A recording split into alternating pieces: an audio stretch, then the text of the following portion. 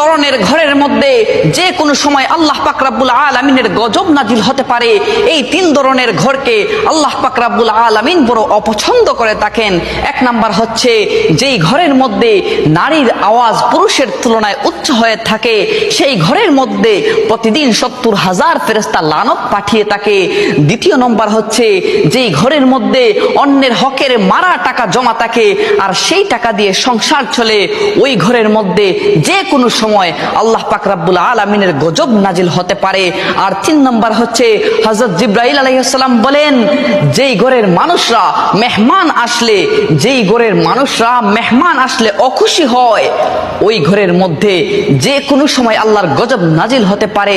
যদিও নামাজ পড়া হয় ওই ঘরের মধ্যে, ফেরেশতারা সওয়াব লেখেন না, নামাজের সওয়াব লেখেন না। নাউজুবিল্লাহ। আল্লাহ পাক রব্বুল আলামিন এই 3 ধরনের বৈশিষ্ট্য থেকে আমাদেরকে যেন